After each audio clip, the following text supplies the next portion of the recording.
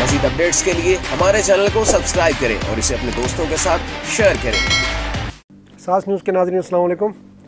अमजद इरशाद चौधरी नई वीडियो के साथ आपकी खिदमत में हाजिर हैं।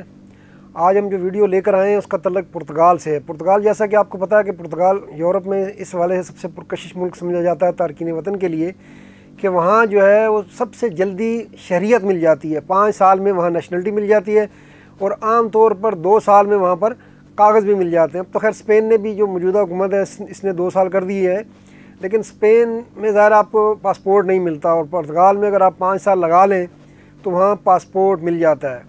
ये एक बहुत अच्छी स्कीम है पुर्तगाल हुकूमत की, लेकिन बदकिस्मती से इसका तारकीन वतन की तरफ से गलत इस्तेमाल हो रहा है।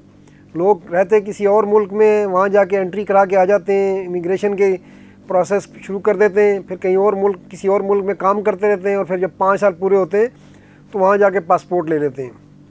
तो ये मामला सबके इल्म में, जैसा कि आप में से अक्सरियत को ये बात पता होगी, लेकिन इस मामले पर अब जो है वो एक्शन हुआ है, और ये 4 मुल्कों में इस पर एक्शन हुआ है, पुर्तगाल समेत। और फिर यूरोपीय जो पुलिस है यूरोपीय यूनियन की, उसमें वो भी इस ऑपरेशन में शामिल थी। ये बड़ा ऑपरेशन हुआ है जिसमें फ़्रांस और पुर्तगाल मेन मरकज़ थे, जबकि जर्मनी और स्पेन में भी इस पर छापे मारे गए हैं। और इसमें जो गिरफ़्तार और ज़ैर तफ्तीश अफराद हैं उनमें पाकिस्तानी भी शामिल हैं और दूसरे जनूबी एशियाई भी शामिल हैं। उनकी नेशनलिटी ज़ाहिर नहीं की गई क्योंकि ये यूरोपीय कानून है, बाद में नेशनलिटी जारी करते हैं, पहले नहीं।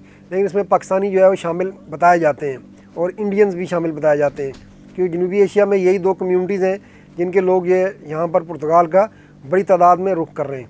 तो इसकी जो तफसील जारी की गई है यूरो पुलिस की तरफ से, उसमें ये बताया गया जी कि ये हमने 12 होटलों पर ज़्यादा छापे पड़े गए हैं पुर्तगाल के दारुल हुकूमत लिस्बन पर। 12 होटलों पर और घरों पर छापे मारे गए हैं, वहाँ से रिकॉर्ड कब्ज़े में लिया गया है। 6 अफराद जो है उनको गिरफ़्तार किया गया है और 12 अफराद जो है उन्हें तफ्तीश में शामिल किया गया है।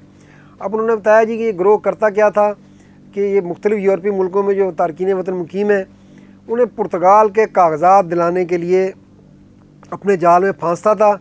फिर उन्हें जो है, क्योंकि ऑनलाइन अप्लाई हो रहे हैं वहाँ पर पुर्तगाल में कागज़, तो उनकी तरफ से ऑनलाइन जो है वो अप्लाई कर दिया जाता था पुर्तगाल में। यानी बंदा फ्रांस में बैठा है, कोई बंदा इटली में बैठा है, कोई जर्मनी में बैठा है, कोई कहीं और बैठा है, तो वहाँ उसके कागज़ जो है वो जाली रेजिडेंसा तैयार करते थे, जाली वर्क परमिट तैयार करते थे और वहाँ पर उन्हें इमिग्रेशन की उस लिस्ट में डाल देते थे। उसके बाद जनाब ये जो लोग जो भी थे जिनके नाम डाले जाते थे उन्हें फिर फ्रांस बुलाया जाता था, और फिर फ्रांस से कारों में इन्हें जो है बरास्ता स्पेन पुर्तगाल ले जाया जाता था।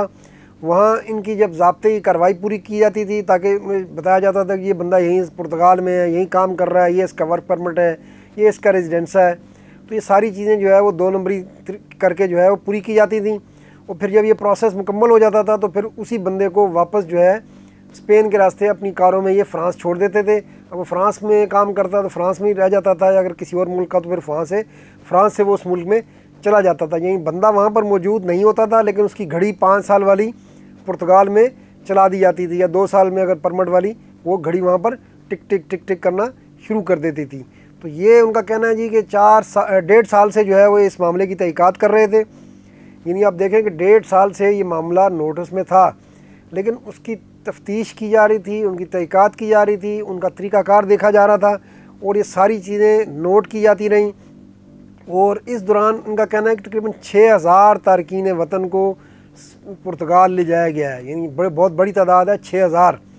और 6000 तारकीन वतन को इस तरह के 2 नंबरी तरीके से पुर्तगाल का परमिट और फिर बाद में नेशनलिटी दिलाने के लिए सारा प्रोसेस किया गया। लेकिन अब ये गिरोह जो है वो पकड़ा गया। उनका कहना है कि तकरीबन 8 से 10,000 यूरो ये फ़ी बंदा लेते थे, और इसका पूरा एक नेटवर्क था पूरा जेल साजी का। तो ये वही कहते हैं बुरे काम का बुरा नतीजा। अब हमें नहीं पता उन 6000 लोगों के साथ क्या होगा, उनके डॉक्यूमेंट रहेंगे नहीं रहेंगे, लेकिन यही लोग, अगर ज़्यादा बेहतर होता कि अगर वो पुर्तगाल के कागजात बनवाने के उसमें दिलचस्पी रखते थे, 5 साल में नेशनलिटी लेना चाहते हैं, तो आप वहाँ जाकर काम करें, वहाँ काम भी मिल जाता है, वहाँ आप रहें जेन्युइन तरीके से, ना किसी एजेंट के हाथ लगें, ना पैसे दें, ना कुछ। लेकिन ये इंसान लालच करता है तो फिर उसका अंजाम यही होता है, पैसे भी ज़ाया हो जाते हैं। और यहाँ पर बहुत से लोग हैं जो पुर्तगाल में एजेंटों के हाथों पैसे ज़ाया भी कर चुके हैं। तो अगर आपको पुर्तगाल में कागजात में दिलचस्पी है, वहाँ परमिट लेना चाहते हैं, वहाँ 5 साल का पासपोर्ट आपको अच्छा लगता है, तो हमारा मशवरा यही है कि आप वहाँ चले जाएँ, वहाँ जाकर ख़ुद रहें, ख़ुद काम करें, और फिर अपनी मुद्दत पूरी करके परमिट और फिर نیشنلٹی لے لیں، ایجنٹوں کے ہاتھ نہ چڑھیں، ورنہ یہی ہوگا کہ اس طرح کے کسی معاملے میں وہ پکڑے جائیں گے اور پھر ہو سکتا ہے کہ آپ کے کاغذ بھی منسوخ ہو جائیں اور آپ نے جو ہزاروں یورو ان کو دیے ہوئے ان سے بھی آپ ہاتھ دھو بیٹھیں۔ تو یہ ایک خبر تھی، انشاءاللہ آئندہ نئی خبروں کے ساتھ پھر آپ کی خدمت میں حاضر ہوں گے۔ آج کے لیے اتنا ہی، اللہ حافظ۔